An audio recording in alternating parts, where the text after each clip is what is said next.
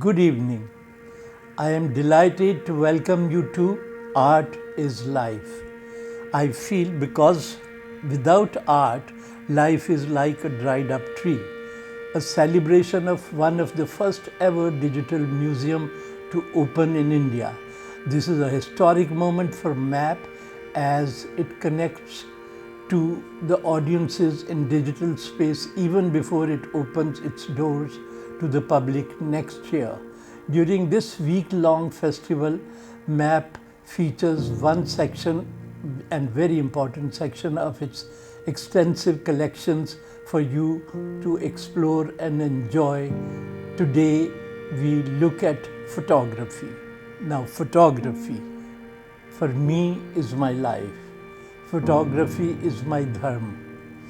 So, the purpose of photography for me is something very unique and special. You see, photography, it's almost 175 years old, and different people at different times have been using photography for different purposes. But in my case, I think the most important aspect of photography is to capture the time we live in, because that is a document, a witness to the history. They say journalism is first draft of history, and if journalism is first draft of history, then photojournalism is the first draft of that evidence of that history. So history is also written and can be rewritten, but visual history, photo history cannot be rewritten. It's here to stay as an evidence, as a document as to who we were, are, and where we are going. So that purpose of photography is very, very sacred to me. Well, people have been doing fashion photography, industrial photography, tabletop photography, conceptual photography, which they think is a big deal. Well, anybody could be doing anything. But this purpose cannot be replaced even by writing, even by painting, because it's so sacred and so important that it must have its own sanctity and respect. And MAP has had a great collection of 8,000 images to begin with, and now they've added so much more in their collection from some of the most important foreign photographers like Henri Cartier-Bresson, like Sebastian Salgado, and some of our own Indian photographers like Raghu Rai, Prabhuddha Das Gupta, and many other young photographers. So here they have a celebration of photography and its great collection with them. So for many years there has been a debate about photography, whether photography is an art form or not. Now, you see, also some of the young photographers today, even when they earn their bread by doing photography, but they call themselves artists.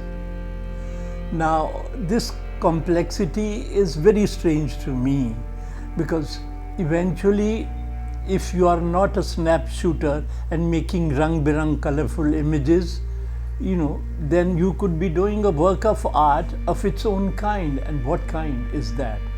That is exactly capturing the spirit of the people and the energy of the people, who we are and where we are going. So this purpose cannot be replaced by any other medium. And it's great that now photography is also being kept in museums, and to have a museum in our own country is something very precious and very important.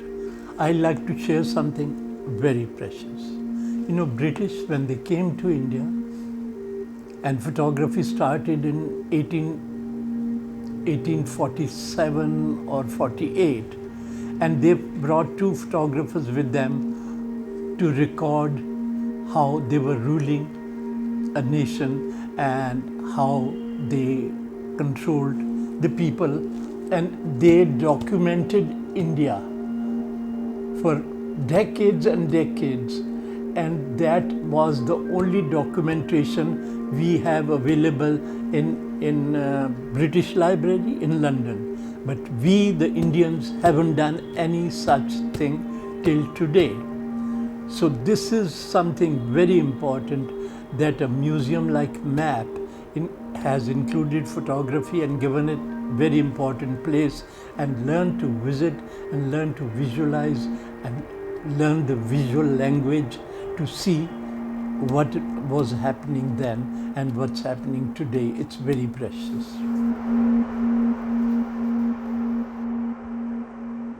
A big thank you to Raghu Rai for introducing MAP's photography section for the evening. Welcome everyone, and thanks for joining us. I'm Nat Gaskell, the director of the MAP Academy, and I also work closely with the photography department at the museum. I'm going to discuss 3 series from the collection which reflect different ways of looking at photographs. Some of these fit more firmly within the brackets of what we can call art photography, while others escape such hard boundaries and occupy spaces between genres. With photography being such an integral part of our daily lives, we often think of it as disconnected from wider practices of painting and other visual art forms, but this hasn't always been the case. When the camera was invented in the mid-19th century, one of the things it did was to take over the tasks that were performed by draftsmen and portrait painters, and it became popular because it was more efficient and more economic. Many artists started working in the new photo studios, and as they began familiarizing themselves with the camera during this transitional period, a new genre emerged. This combined manuscript painting traditions of portraiture with new technology and the creative promise of photography. The photography department at MAP has lots of works that reflect this incredible confluence. Some of my favourite examples are by an artist photographer called Kuberam Gopila, who was active in the 1930s and 40s. Gopila had his studio in the pilgrimage town of Nathdwara, Rajasthan, where art and devotion are deeply entwined and have been for centuries. In the town, paintings play an important role in temple worship. Large painted pitchwais are hung behind the deity in the temple, and smaller paintings are often sold to pilgrims to take home for domestic worship. Gopila would make paintings of pilgrims, often praying with their families, which he'd then sell to them to take back home. With the increasing availability of cameras, he began experimenting with the medium and developed the distinctive technique of photo collage. Here, the figures are actually cut out in the photographs, whilst a scene featuring the Sanctum Sanctorum is entirely painted. As the faces have been hand-coloured after being stuck down, you can hardly tell they're actually photographs.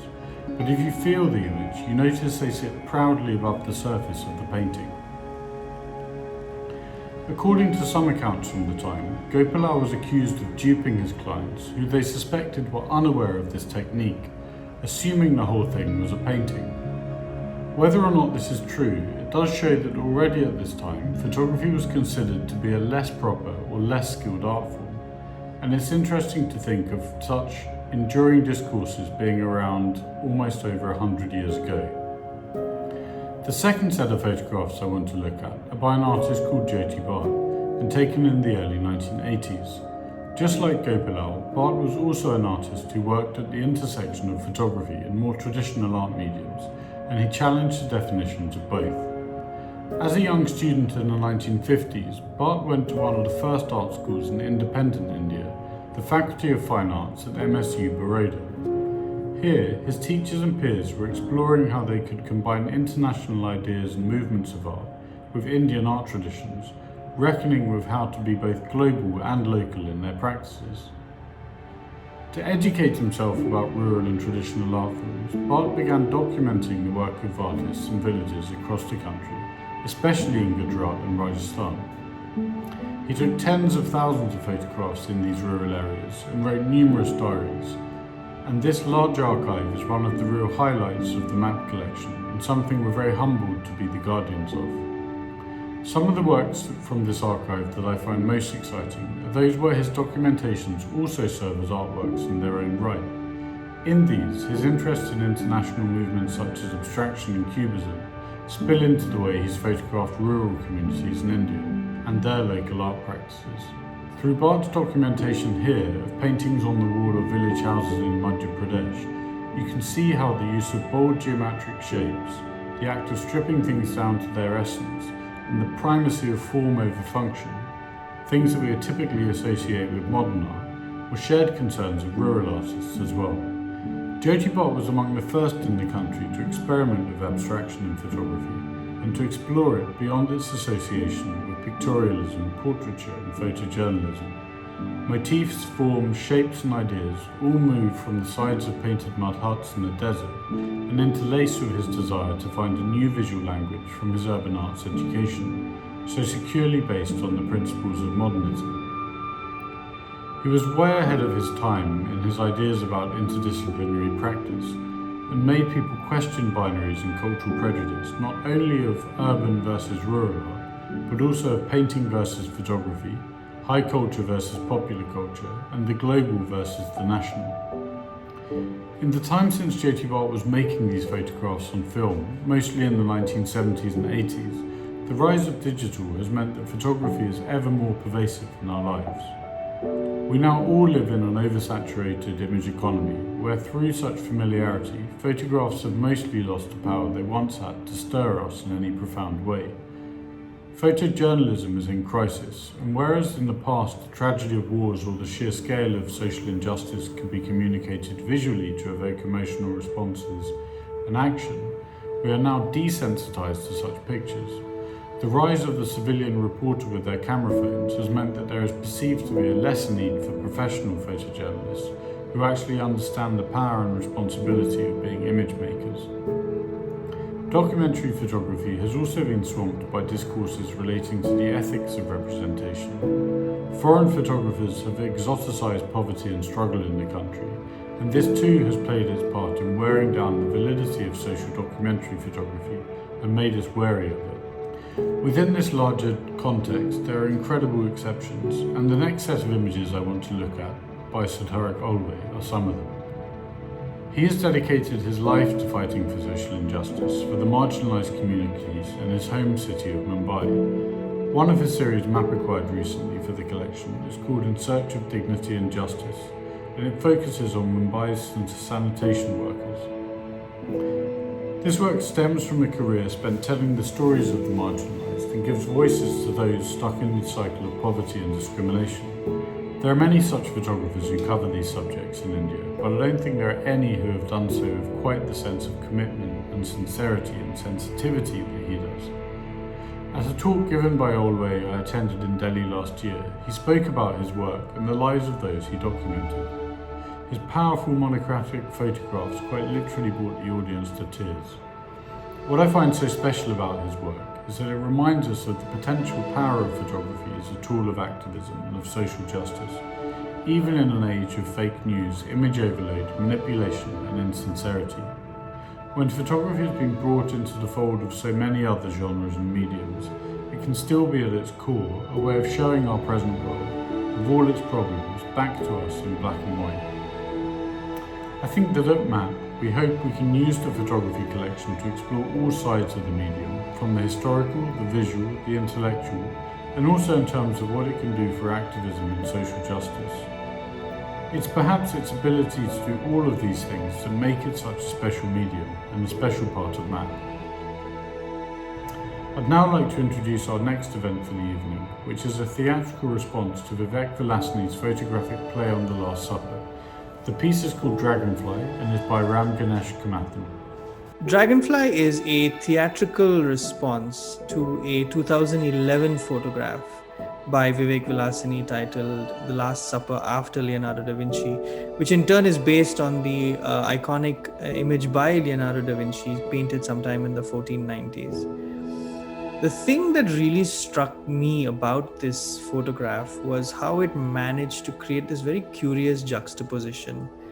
You had these resplendent Kathakali performers in their amazing makeup and costumes, yet they were arranged in this very austere Renaissance style painting. And as somebody working in the theatre, one couldn't help but feel a tinge of sadness that this whole image was visually arresting, but in that sense it was static. And so for me, as somebody working in a medium as ephemeral and as existential as the theatre, one of my starting points was the gesture. And for me, this linked both the elements in the photograph. The Kathakali performers using their hand gestures to achieve their aims, and at the same time, the lesser known aspect of the Last Supper as being the moment of the Eucharist, which also in some sense is a gesture. This was the start point for the piece, and I look forward to having you experience it and enjoy it as much as we have enjoyed putting it together for you. I want to start with the story. It's a story I heard about Kudiyattam and the history of Kudiyattam. Apparently, when excerpts from the Ramayana were performed, a white piece of cloth was placed on stage to represent Sita. That idea has sort of stayed with me right through the years. This idea that a presence could be felt so deeply by its absence. So that's something that also occurred to me when I was looking at Vivek Vilasini's photographs. That the idea that he had pulled across time a single element from Leonardo Da Vinci's Last Supper into his own photograph. He has passed it through his own lens and prism to tell a different story. But if that element were to not be there, it would lose its link to the original painting. To me, that element is the table and that white cloth. So when we were making this piece, I think we were talking about this sense of loss of audience. As performers, we feel it very strongly, and we've tried to carry that experience through this film.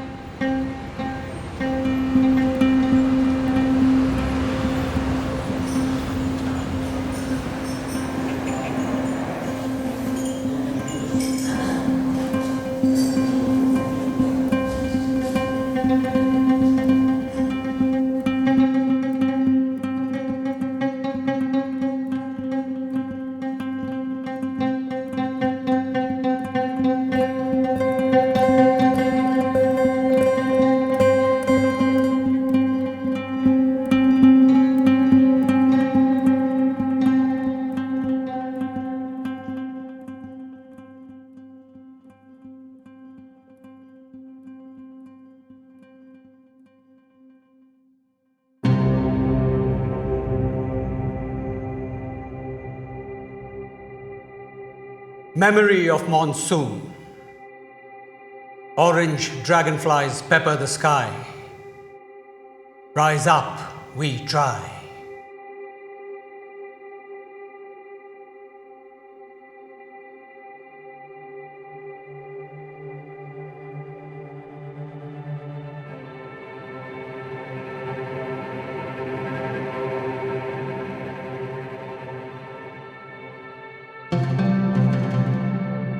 Sometimes, when the air is thick with the smell of impending rain, in the light of the lamp we see dancing dragonflies.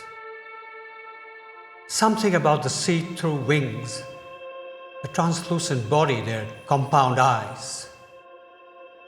Something about their fascination with the light, the sudden flight over land, over sea. There was something there that kept me awake at night. When I was very small, I wanted to know where the dragonfly could go. How high, how low, I wanted to know. So I waited. And when a dragonfly passed by, it sat upon a leaf, relaxed, resting. And the little me who wanted to know held the creature by its wings. How those wings hummed in my fingertips. And I tied a little string to its body and off it went. Now part of my experiment. Where does the dragonfly go? Asked the little me, driven by scientific curiosity. Dragonfly rose up, and I wanted to know where it would go. How high? How low? As I realized that day with more than a little dismay, despite this noble question of mine, there was a fundamental flaw in my experimental design. Because the funny thing, the answer was totally dependent on the length of the string. Sometimes we think we know, but what we really know is only what we don't yet know.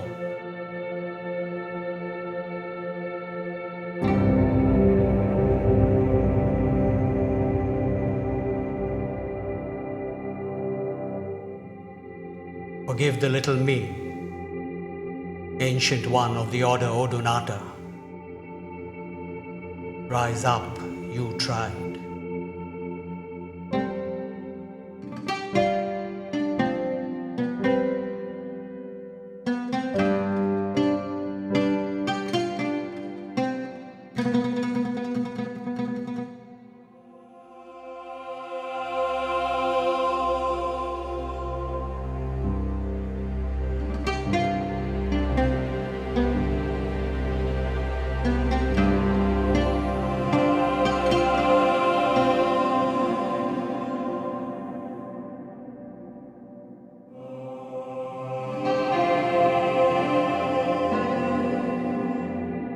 Friends, Indians, countrymen, lend me your ears.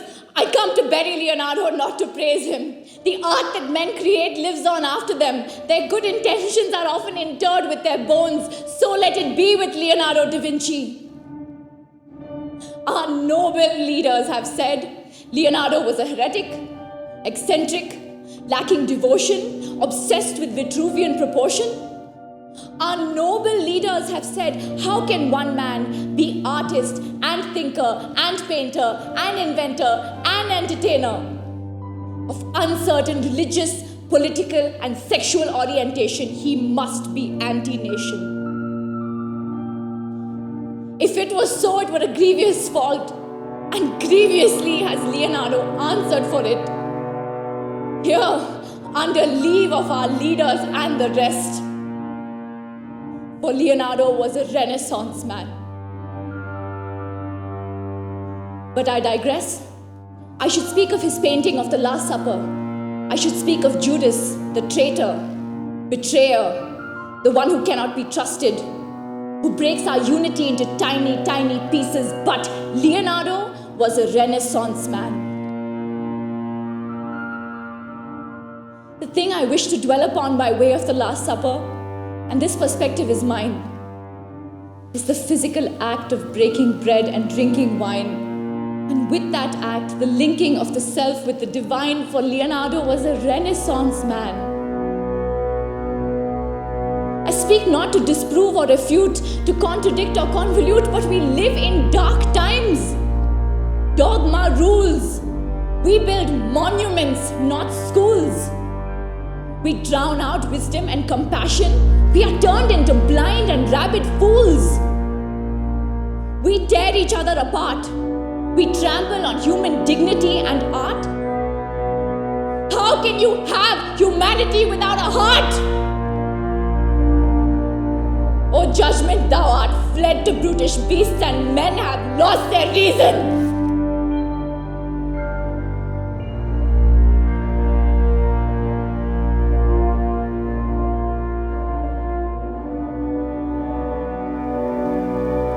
Bear with me.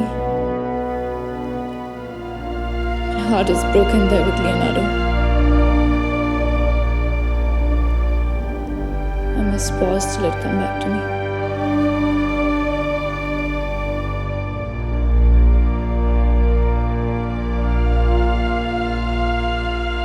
Rise up! Rise up! Try. But we fall.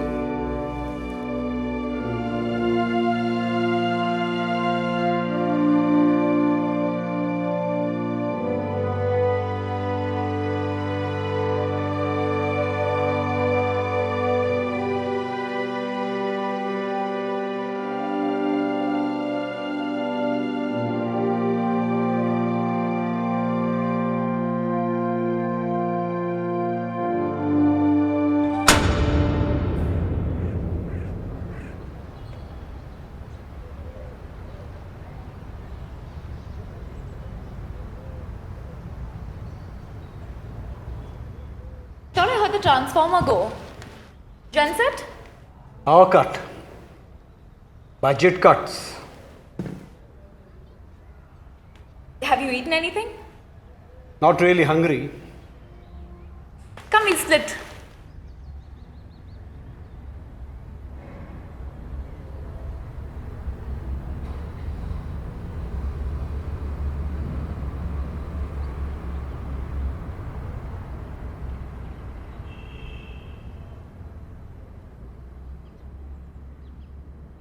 By 2. Thank you. Good rehearsal?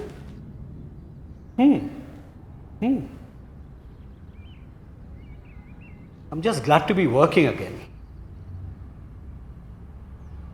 Don't know if this power will come back. You? Rehearsal was good.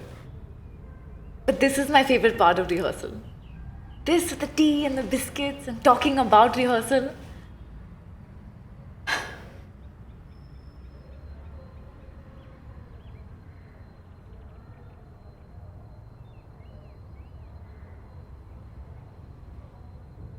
What's this dragonfly thing? Dragonfly? When I was young, we used to see a lot of dragonflies around. Don't see many nowadays. It's about that.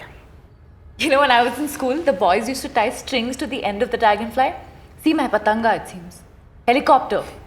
And then we had to make one insect book for school with one smashed butterfly, one dragonfly, one moth.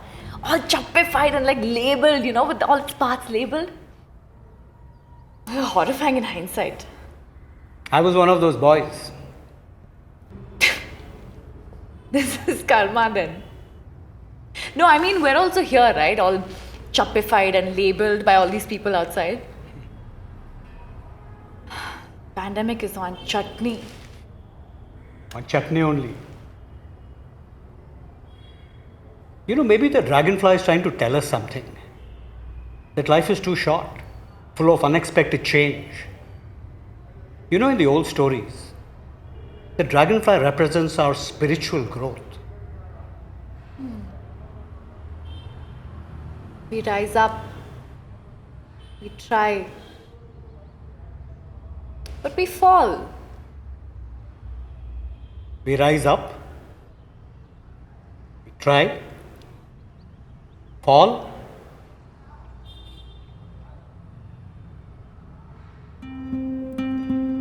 we fly.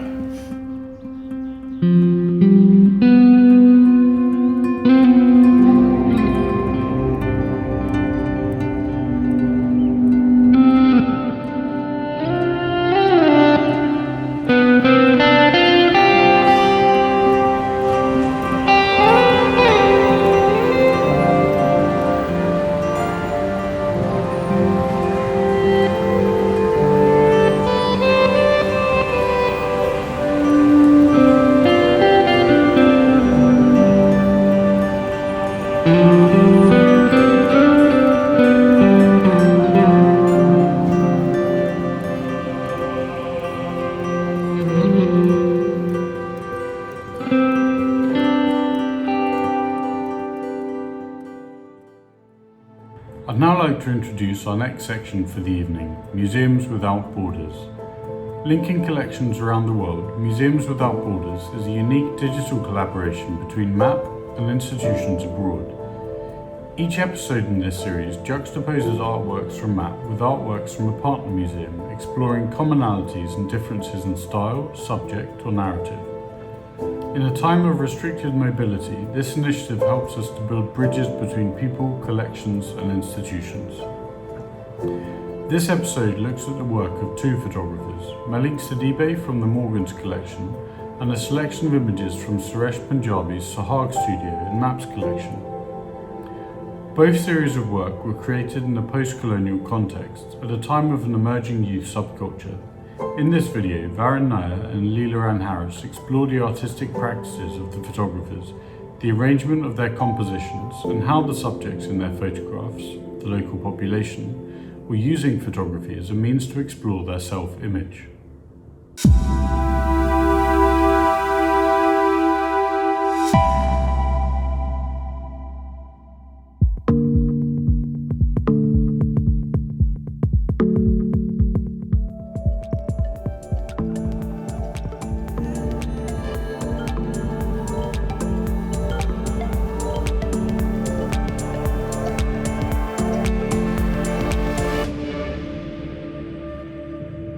Hello, my name is Varun Nayyar and I'm a research editor at the Museum of Art and Photography, Bengaluru.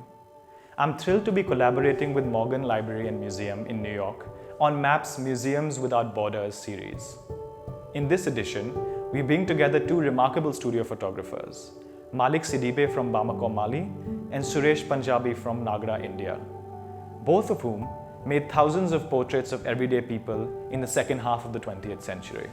Hi, my name's Leela Ann Harris. I'm the Edith Gowan Curatorial Fellow at the Morgan Library and Museum, and I have here a 1966 chemise by Malik Sidibe, a recent addition to our photography collection.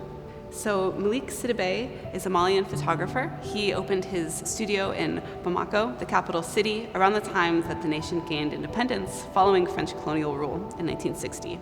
His photographs depict modern West African life and show a kind of post-colonial euphoria.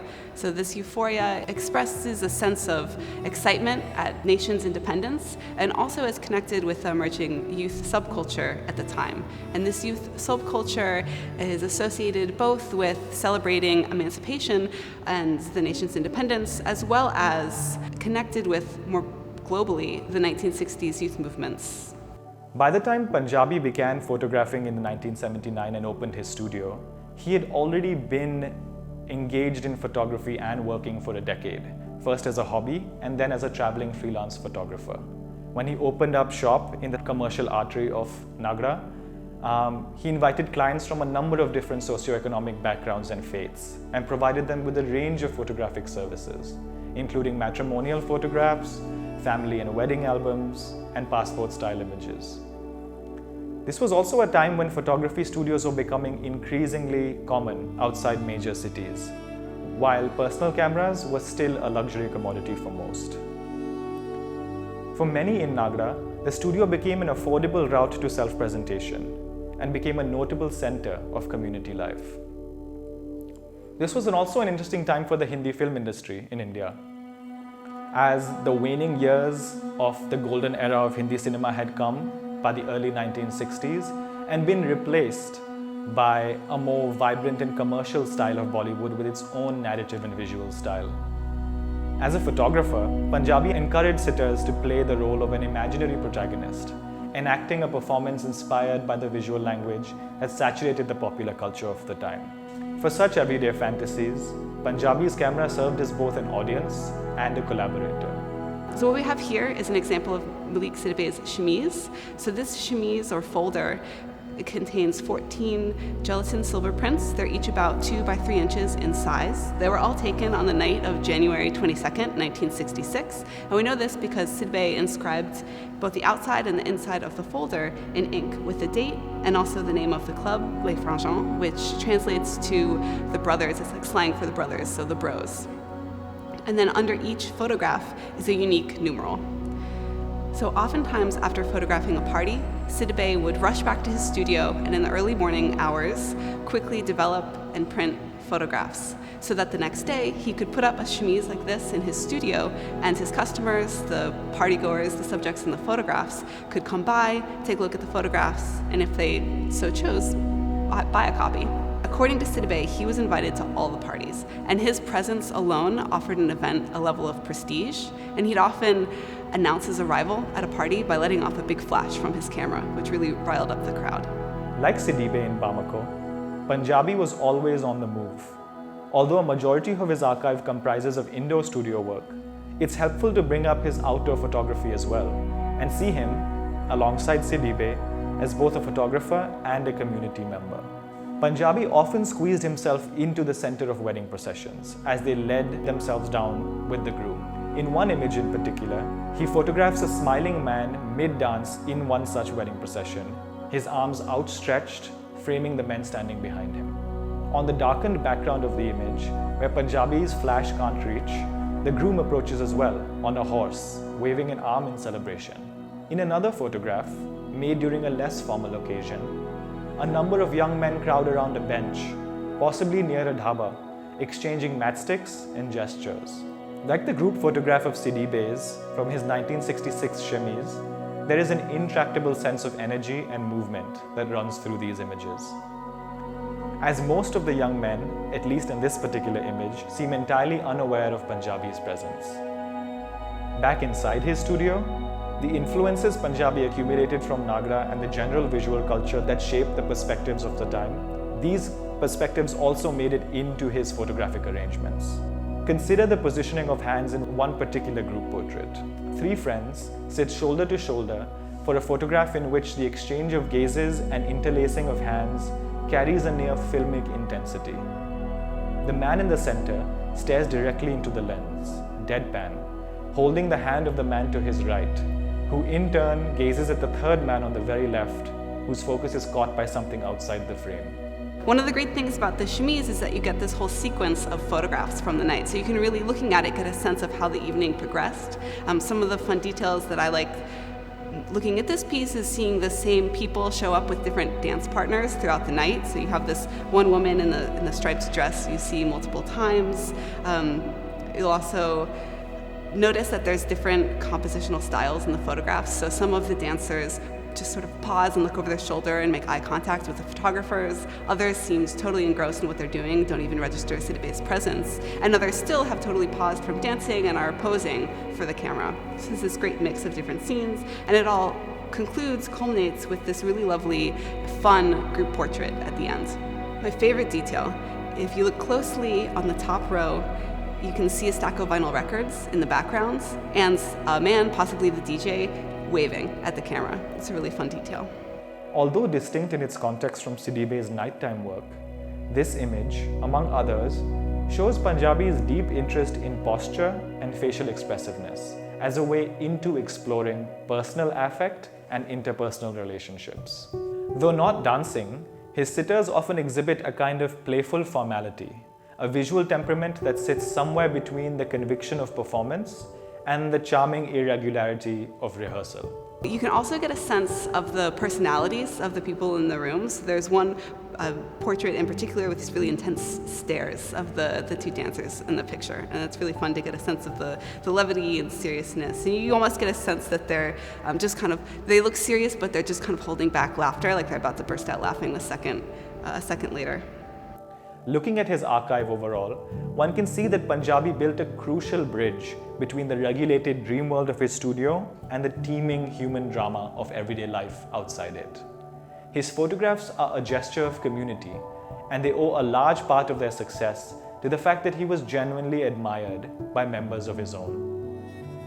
At its best, this work helps us see with greater sensitivity a time and place that was both chronicled distinctly by Punjabi but also part of a much, much larger, evolving national idea.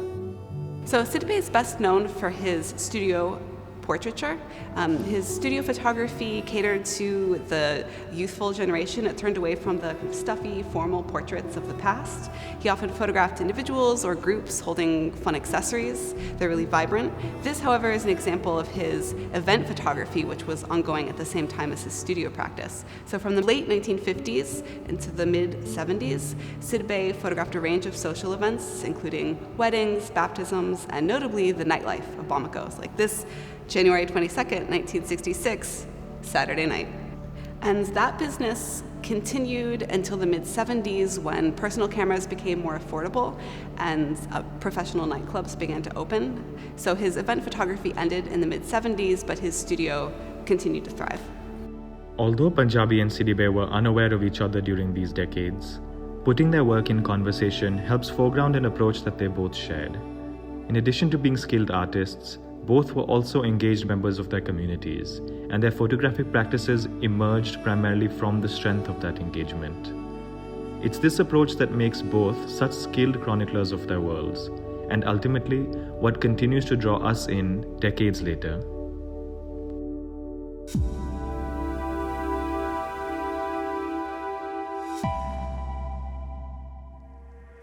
And a final word from our patron, whose support and guidance have been integral to MAP's journey. How often is it that we hear of a new museum come up in an urban space? Our cities increasingly see malls or gated communities come up, which by their very nature are not inclusive to most living in that city. Or we see new hospitals, schools, or roads or airports being built as the city expands. In a country where art loses out to other pressing concerns when it comes to infrastructure, The Museum of Art and Photography, or MAP, is a much needed and welcome endeavour. It is also extremely unusual that you see the corporate sector in India come forth to set up a public art institution right in the centre of a city, as MAP has done in Bangalore. When Abhishek Poddar first approached the Tata Trust over 2 years ago to sound out the vision of the museum, it was early days. Over the last 2 decades, the Tata Trusts have been pioneers in supporting projects that have changed the face of conservation in built heritage.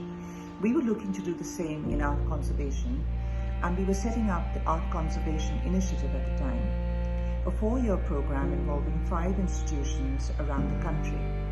We saw an opportunity to start the conversation at this initial stage as we were looking for an institution in the south of India, and it allowed us to explore how we could mutually build a program together.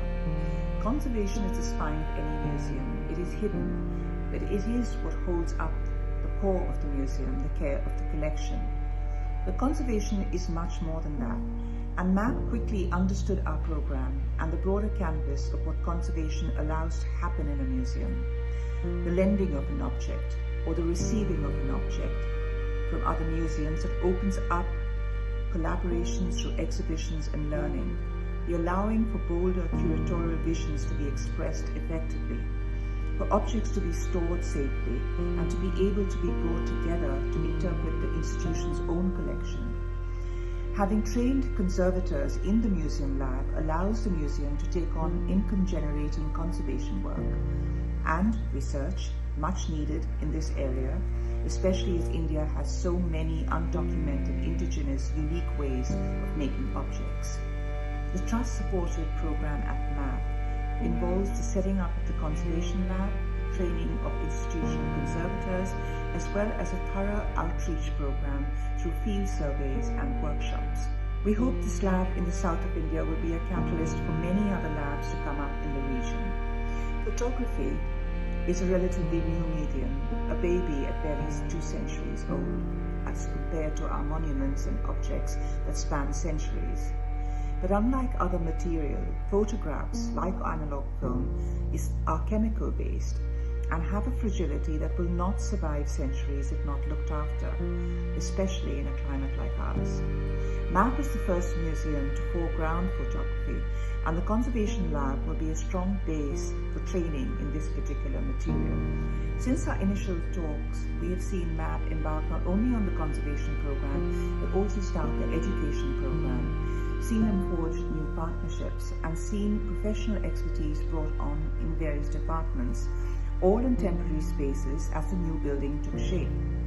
Bangalore has seen several cultural spaces come up simultaneously: the Science Museum, the Bangalore International Centre, and adding these to the erstwhile museums that exist in the city, this city, known as a city for information technology, looks poised to become a cultural hub in terms of public art institutions that are inclusive to all. In a country where art is seen as elitist, and it often is, MAP has a role to play in opening the space to the public, to engage with past and contemporary culture that responds to and interprets issues of the day. And we look forward to the critical engagement it forges with other institutions in the city, in India, and indeed around the world. We wish the entire team at MAP, who worked through these pandemic months, and the trustees, the very best in guiding the museum to occupy a space in the arts that encompasses all ideas and all people. Good luck at the start of your journey, at the end of the year that nobody will forget. Congratulations.